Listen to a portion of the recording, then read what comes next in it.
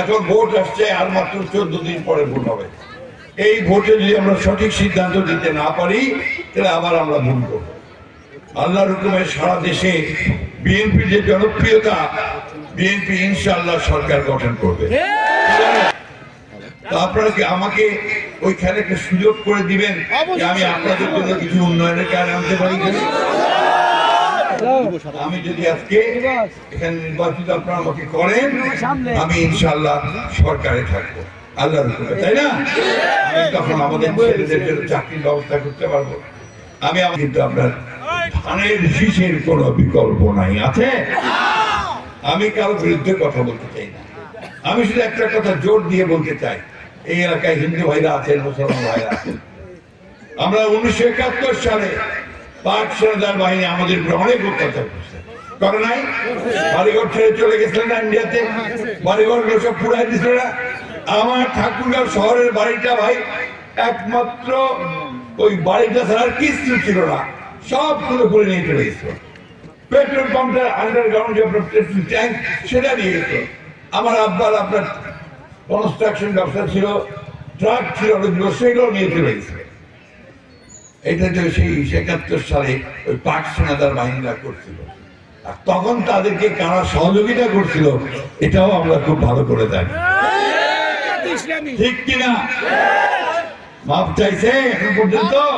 71 সালের জন্য মাপ চাই, তো মাপটা চান।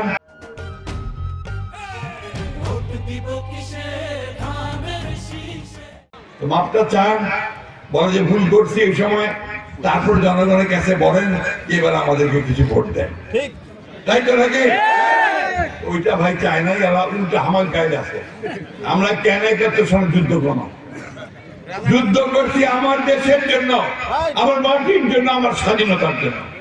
আমি কৃষক ভাইদেরকে বললেন যে আপনাদেরকে আমি কৃষি কার্ড দেব, এই কৃষি কার্ড নিয়ে আপনারা ন্যায্য মূল্যে সার, বীজ আর সেচ পাবেন। সারটা আমাদেরকে বড় ঘামাচ্ছে, তাই না? এই সরকার সারটাকে ঠিক মতো ম্যানেজ করতে পারে না। এর অন্তর্বর্তী সরকার, ইউনিট সরকার, আমরা সেই সারের ব্যবস্থা করব যাতে খোলা বাজারে সমানভাবে আমাদের। ধন্যবাদ। আমি আপনাদেরকে একটু কথা দিতে পারি যে আমি কখনো কথার বরখেলাপ করি না, মিথ্যা কথা বলি না, যেটুকু পারবো সেটুকুই বলি।